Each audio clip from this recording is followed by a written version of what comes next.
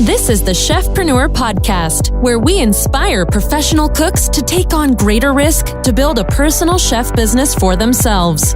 Now, here's your host, Andres Hinojosa. Hey guys, welcome to another episode of the Chefpreneur podcast. I am your host, Andres Hinojosa. Thank you so much for tuning in today again. I want to just start off the podcast by saying thank you to all of you who have been listening and have subscribed and are supporting this podcast. We just recently got on the top 20 of the best chef podcasts out there by feedspot.com. We are ranked number 18. Let's push it to number 1. That's my goal, but I just wanted to say thank you guys so much because it means a lot to me, and I was actually really floored when I saw that, and it just made me feel really, really good, and I'm just really thankful for all of you, and I want to just continue to put the best possible content out there for you guys to absorb and give you guys the most value. So again, thank you. I can't say thank you enough. With every podcast episode, we like to do a little Q&A corner, and this week, the question actually came from a Facebook Live. I was doing a little Facebook Live Q&A, and Tina asked, what do you think of using Facebook for marketing? Now, that's kind of a marketing question, and I know we haven't dived in too much on marketing on the Chefpreneur podcast yet. We will be diving into that more and more here in the near future. But great question, Tina. Well, first of all, Facebook is amazing for actual marketing. Now, there's two things that you need to know when it comes to any kind of social media marketing. Number one, there's obviously a non-paid kind of marketing strategy that you can put out where you're gaining followers, you're gaining likes, you're trying to get people to engage with your page or different groups that you might have been created for your business. And then, of course, there's the paid advertising. Now, of course, the paid advertising is a lot more powerful, right? Because now you have very specific targeting. You can target different demographics by age, by zip code of where they live, by some of their interests and hobbies. So it becomes very, very powerful. Now, as a personal chef, marketing can get expensive when it comes to paid advertising. Now, Facebook is not super expensive on the actual marketing side of it because a lot of it is very niche oriented. So depending on your area, if there's other people that are marketing in those, to those same groups of people, it's roughly the same services, it kind of picks up on that, and you can kind of do an option to kind of bid, I guess you would say, of how many, what your clicks are going to cost you when you're putting an advertisement out there. Now, also it does also stipulate as well what kind of advertisement you're putting out. If you're wanting people to click on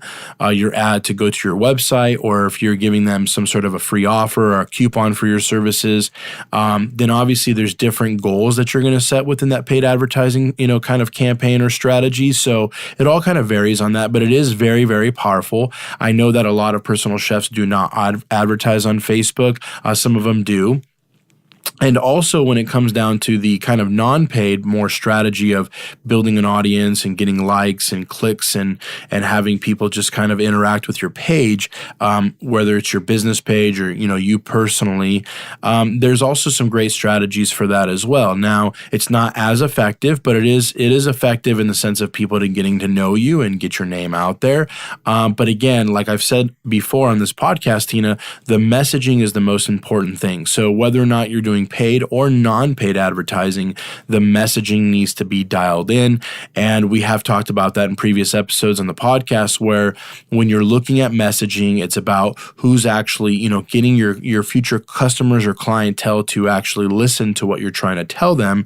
And if you're speaking things that are not speaking to them, they don't care about you, right? They're not going to engage in your page on a non-paid front, and they're not going to engage with your paid advertising on your paid ads. So just wanted to give you that kind of overall shell of it. We will be having some more podcasts down the road with some marketing questions and some different things that we will be answering, and we'll dive into that deeper. Right now, I'm really trying to just focus the podcast on getting you guys to see the opportunity of starting your own personal chef business, as well as, breaking any kind of false beliefs or any patterns of thought that you might have in your mind that allows you or I guess you would say sets you back or hinders you from actually actually starting your own business. So that's our number one goal right now. As we grow and as the movement grows, we will be diving into different topics a little deeper. So thank you so much, Tina, for that question. Hey, if you guys have any questions, feel free to email us at info@chefpreneurprogram.com with your question. Or if you get on our Facebook, we have a Chefpreneur Movement Facebook group. You guys can join. It's free to join, but it is a private group, and you guys can definitely ask us any questions in there as well. I'd love to use that material as well for the podcast. So please keep your questions coming in. I really appreciate you guys supporting that, and it's really fun to give you guys those answers. So thank you again. Now, diving into today's topic for today's podcast, really it's just about my story of where I've come from, who I am, a little bit about me. Now, I don't want this to be boring, but I'm going to kind of take you on a journey of what my career, my life, personal as well as in my career has looked like throughout the years. And I really was interested in cooking at a very young age. My grandma, Yaya, which is what I've called her, this is my dad's mom. And this was my grandma. She lived with us when I was, I think I was born. I don't even know. I can't remember when she technically started living with us, but she was living with us in our home. She's from Chile. My dad is from Chile, from South America. And she used to make the most amazing food that, we all have that grandma or that aunt or someone that makes that just, has that special touch for food. And my grandma was definitely that person. Every morning when I was waking up, I would smell freshly baked bread in the morning. She didn't buy anything packaged or processed. In fact, the only thing I remember her having in the freezer was basically just peas for, just frozen peas for when, you'd hurt your ankle or your arm or something like that, ice cubes, and sometimes leftover fruit like berries and things like that she froze when it was kind of going south, and she'd blend that up and make juice or something like that. So those are really only the things that she ever had in her freezer. And I remember that she always used to use this little white cup, and it was smaller than a coffee cup, but it was more like I guess it was maybe like a teacup, and that was her only measuring utensil that she had in her entire kitchen, right? So she didn't use cups and measuring cups and tablespoons and teaspoons. It was always, putting, the yeast or the sugar or anything in the palm of her hand, or using that one little teacup to measure everything for her fresh baked bread and everything that she made. It was amazing. She'd make my birthday cakes like that. She'd make cookies like that. It was just incredible how she didn't have to have these kind of recipes. So that influenced me a lot. She'd always put me on the counter and, I'd be watching her cook, and she'd be making just, the most amazing dishes. Her churrasco steak sandwich, which in Chile it's made on pan amasado bread, which is the fresh bread I'm talking to you about. And it'd be like really thinly sliced beef, and she'd melt Gouda cheese on it with tomato and these yellow chili peppers. And she would dip the top part of the sandwich bun in the juices after you'd kind of saute it in a pan and a skillet with garlic and olive oil. And it was just heaven on earth. In fact, if I was probably going to have my last meal, it'd definitely be a churrasco steak sandwich for my Yaya. So growing up, I was kind of exposed to that quality of food, I guess you will. So as I got a little older and I was kind of 11 or 12 years old, I started to be more intrigued in more of a professional chef realm. Now, ever since I could remember, I guess you would say, I have loved cooking. But until I was probably like 10 years old, I really started to think professionally about I'd really like to be a chef.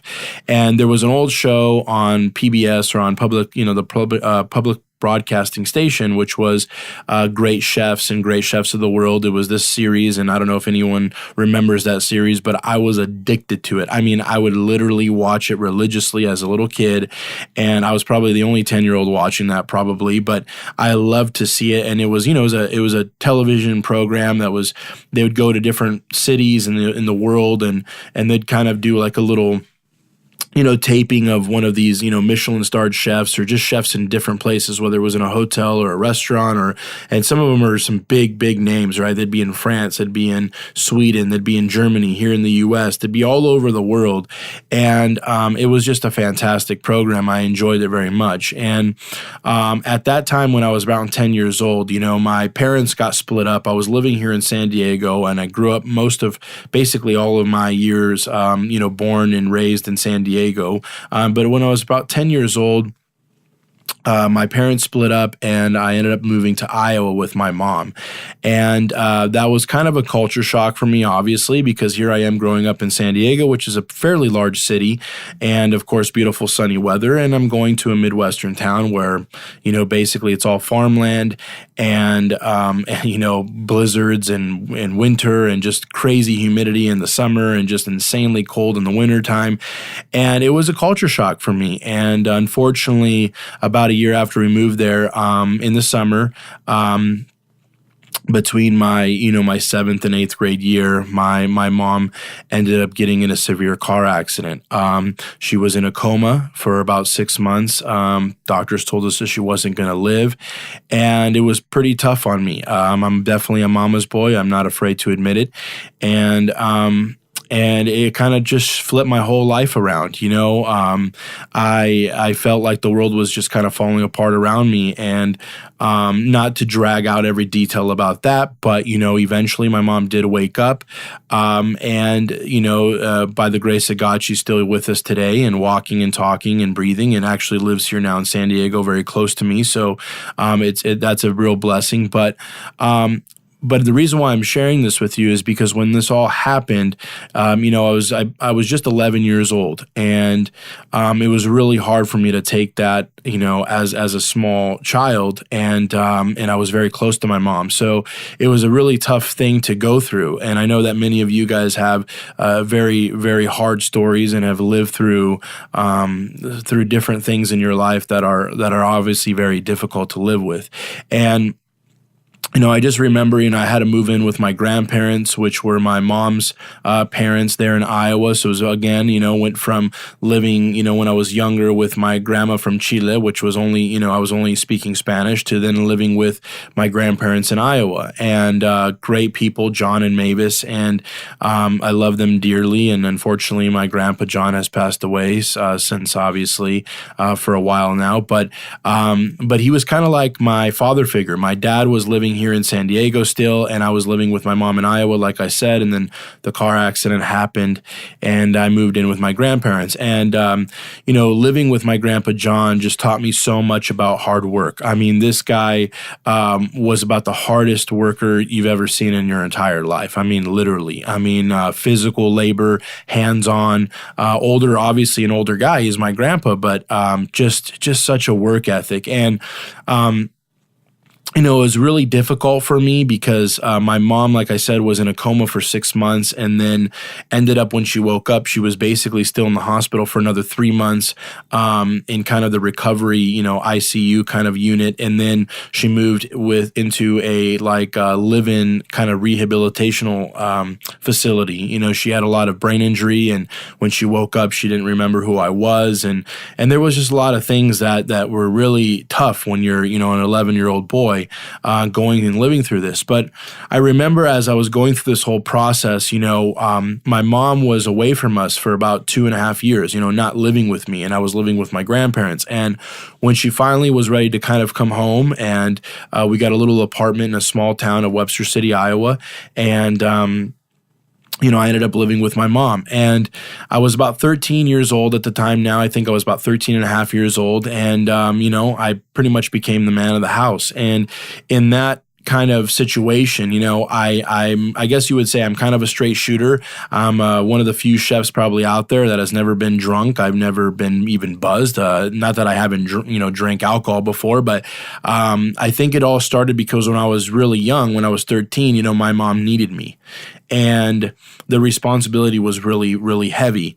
And so I had to make a decision based upon, to kind of man up per se and be there for my mom, or just kind of let myself go and go partying and go crazy, as I started to get older, 13, 14, 15 years old. So, I was writing checks, to pay the utility bill when I was 14 years old. I was riding my bicycle to the grocery store and bringing stuff home to make dinner, and having some talks to encourage my mom and be there for her, because it was a difficult time for her. Obviously, it still is a difficult time, and she has brain injury to this day. But like I said, she's living, she's talking, she's walking, she's still my mom, and I love her to death. And so it kind of made me grow up really fast. There was a lot of responsibility that was given to me in my life, and I didn't want to waste that. And it's something that I've carried through all these years, even at the age of 33, which is just turned 33 last month. And I've been carrying that weight of responsibility ever since I was pretty much 13 years old.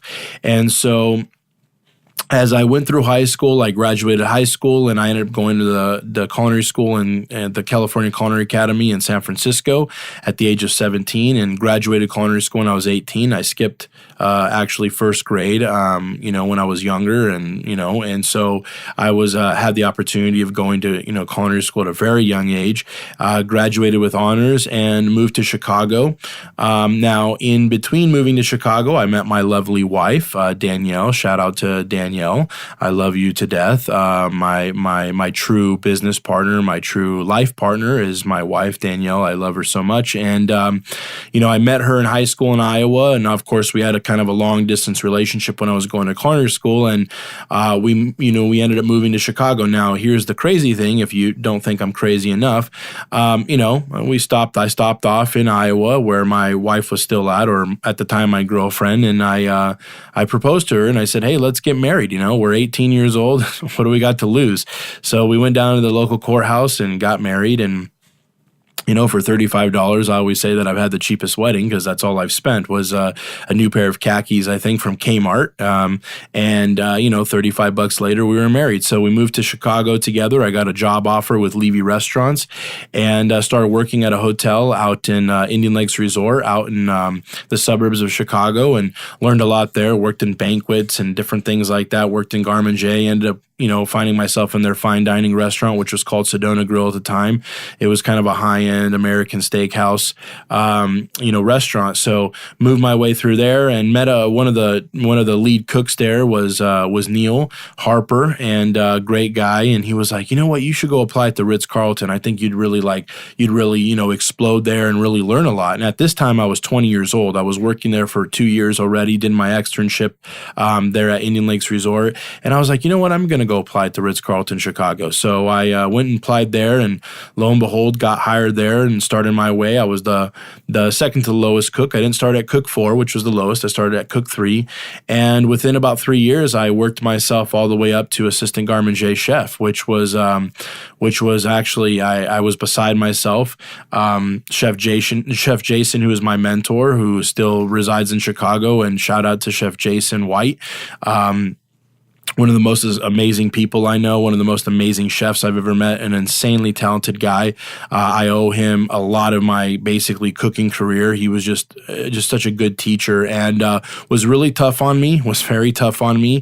Worked my way up through the ranks, and he was actually the one that put my name up for the promotion of assistant Garmin J chef. He got promoted from being a sous chef to the Garmin J chef, and wanted me as his assistant. So kind of drugged me into that position. I actually was very hesitant because I didn't have a lot of experience. And basically, that was my tenure there at the Ritz-Carlton in Chicago. Well, we came back to San Diego, me and my wife, to visit. At this point, we had our first child, Tia, our first daughter. And we came here to visit my sister and visit, my dad and the whole thing. And it was in January, and we're sitting here enjoying 65-degree weather in San Diego in January. And we get back to Chicago, and the car's like struggling to turn over, sitting in the airport parking lot. And we're thinking to ourselves, like, what are we doing in Chicago? Like, why are we still here with all this snow and weather? And so we decided to make a transfer. So I transferred from the Ritz-Carlton Chicago, which is a Four Seasons hotel property, by the way, and transferred to the Four Seasons Aviara property, which of course was a Four Seasons, and transferred there. And I worked as a lead cook there in Vivace, which is the fine dining Italian restaurant there. And then I moved into the Garmin J department. And from there, I moved on to Four Seasons was leaving the property and Park Hyatt was coming in. And I really didn't know if I wanted to stick around for Park Hyatt. I was just so used to working for Four Seasons hotels. And I ended up leaving there and ended up getting a job as the assistant Garmin J chef at the convention center in downtown San Diego, and which was just a whole nother, aspect of just blowing my mind because, we were doing sometimes events for 8,000, 9,000, 10,000 people. It was just crazy. And, not that I'm really into doing that many people, but it is an experience and it's something that you don't get a chance to do very often. Even if you're working in hotels, you're usually cooking for a max of, sometimes 500-600 people, depending on the size of the hotel, obviously. But, but a convention center obviously is able to serve more people than that. So, did that for a year. And then as I transitioned into looking at different areas of where to work, I saw a job opportunity as a sous chef at the Grand Del Mar Hotel here in Del Mar, California, which is here in the San Diego County area. And I went and applied there, did a tasting for them. They hired me. I was the AM sous chef of a Maya restaurant. And basically, when I got hired there, the hotel was on a mission to get its first, it's kind of be the first hotel ever in San Diego County to get a mobile 5-star or a Forbes 5-star, as they call it. And so I was really excited about that. Of course, I was coming from the Ritz-Carlton in Chicago, which did have its 5-star, 5-diamond status. And so, there was some things that I was, used to and accustomed to as far as the service aspect. So when I was there, we garnered the 5th star while I was there as a sous chef, and then I got promoted to banquet chef there. I was there for a few years, and then I got an opportunity to open up the Cape Ray in Carlsbad, which is basically a Hilton resort there on the beach, and I opened it as the chef de cuisine of Chandler's Restaurant, and that was another experience. I loved working at the Grand Del Mar, but I wanted an experience to open a hotel, which I've never done, and so I was able to open that hotel successfully with Chef Pascal Vigneault, who was the executive chef at the time, and we just, it was a great opening. We had a lot of fun doing it, and it was a lot of hard work, and it was definitely an experience. And I ended up shortly leaving there and became the executive sous chef at the Sheraton in Carlsbad here in California, and worked there under Chef Robert Carr, which was a great experience and did a lot. And he basically allowed me to run basically the entire operation. He was more at a corporate executive chef level, and I was able to basically manage all the areas of the staff, from the restaurant to the banquets to, even the cafeteria and so forth and so on. So I kind of rounded out my professional career. Now, I just always had that notion inside that I wanted to start my own business, and it started probably a good 7 or 8 years ago, really heavy on me. And, of course, I was in the game, I was in the hotels, and I was making good money, as an executive sous chef, I was making really good money. And I was thinking to myself, if I go out and start my own business, I'm going to be a little bit scared, but I just got to do this. So, I saved up some money and just kind of set out on my own and started my own business. And I started as Picada Latin Cuisine, which was a kind of a catering and farmers market business. And I mentioned it here on the podcast before. And through all that, I found out really quickly that there was no money in farmers markets. There was very little, if any. And but it did allow me to branch out and get hired by, I've said on the podcast as well, get hired by one of the hotel owners that I used to work for as his private chef. And a few months later, he wasn't really needing a private chef anymore. And there I was basically having to fend for myself. Now, during this whole process of starting my own business, I did everything from Lyft driving to Uber driving to selling solar to, you name it and I did it. I was a contracted chef for a local catering company, just part-time. Whenever I would need some money, I would go work for them. And that saved my tail a few times because, man, it was tough. But what I did was I started to slowly find out the way on how to get clients and get them on a consistent basis. And so fast forward, this was about 4.5, 5 years ago when I started kind of my personal chef business. And so fast forward to now, all the mistakes I've made is what I've been really wanting to bring to you guys and share with you guys to not make those same mistakes I did. And there's a faster way to success. There's a lot faster way to success when you don't make the mistakes the first time. And so, here I am, in year 5 of my business, and we're set to do over $250,000 this year. We're gonna actually surpass that goal, and it's just been an amazing ride. It's been so humbling and fulfilling for me. And about a year ago, I really started thinking to myself, like, how can I help people garner the success? There was a lot of chefs that were working with me and for me at the time, back in the day, that were like, Chef, I see you traveling to Hawaii and Whistler, Canada, and you're going all over traveling, cooking for people privately in their homes. And how do you do that? Like, how do I get involved in that? How do I do something like that? So I started thinking to myself, like, why can't I just start to share and show other chefs how to do this and how to get this success? And I'll let the cat out of the bag. I was first looking around myself in a way to just kind of see what was out there. And of course, we have the American Personal Chef Association. We have the United States Personal Chef Association, and a couple of these associations that help chefs become personal chefs. But I was still feeling there was a need in the market where it was more of a blueprint where you can actually be part of a community that has force, that has movement, and really get them excited about, kind of branching out on their own and starting something. I'm not downplaying any of those other 2 associations. All I'm saying is the way that Chefpreneur, the Chefpreneur program and movement is different, is that we're going to give you basically a turnkey business model that you follow step by step on how to start your own business. On top of that, I don't really believe in so many of these certifications, where you get a plaque on the wall or you get a certificate. And although that makes you feel good, I care more about your success. I want your success to actually be the certification you receive, not just some piece of paper on the wall that's hanging, in your office or in your room somewhere. I want your success to actually be the certification. And so here in the Chefpreneur movement, in the Chefpreneur program, our number one priority is we are just so concerned with your actual success, meaning, is your business making money? Are you successfully launching your business?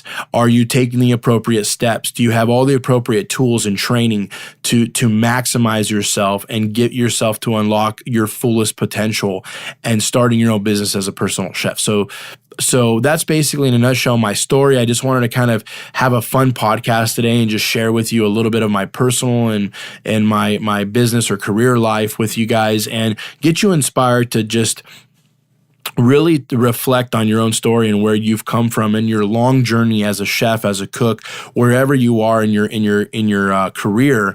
I want you to reflect on yourself, and I want you guys to know that you have every tool imaginable within you to be successful at whatever you put your mind to. I truly and firmly believe that. I truly and firmly love you all. I love people. Nothing makes me. I know it's kind of weird, but nothing makes me happier to see people succeed. I'm a different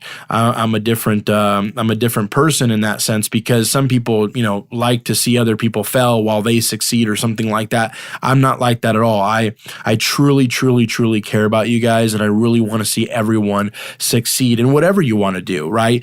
If you want to start your own personal chef business, that's great. We can help you with that 110%. If you want to start your own restaurant or you want to completely take a different career path, listen, we support you. We're behind you. Whatever you do in this world, just know that you have everything that it takes to be successful. No matter what anybody tells you, no matter what your parents tell you, what your family tells you, what your friends tell you, what your culinary instructors or your professors has told you, what what the media tells you, what social media tells you, what the TV tells you, the list can go on and on. Nobody has the control over your life like you do. You're the only one that holds the steering wheel and the key in your own life, and you're in the driver's seat. So, hey, with that being said, we are here to motivate and educate and inspire you all to take leaps of faith, to start your own business and create experiences you want to create without anything holding them back. We really, truly believe that the future is in your own hands. put it in your own hands because it already is in your own hands. Don't let someone else take your future away from you. You have the power and you have the control to change your future. And so, hey, to get a free copy of our ebook, you can go to ebook.chefpreneurprogram.com. That's ebook.chefpreneurprogram.com. You can also find us on Facebook in the Chefpreneur Movement group. I've talked about it many, many times. Please sign up for this group. It's a great group if you want to start your own business. We're continually just starting conversations in there. You can ask questions. We love to answer them. So sign up for the Chefpreneur Movement Facebook group. We'd love to see you in there. Hey, again, as always, I really appreciate you guys supporting this podcast. I can't wait to talk to you guys again next week. My name is Andre Hinojosa, your host. Take care and have a great rest of your week. Bye-bye. Thank you for listening to the Chefpreneur podcast, where we want to educate, motivate, and inspire as many chefs to become their own boss. Please subscribe to the podcast and join us every week to be part of the movement. To sign up for our free online training, visit becomeachefpreneur.com.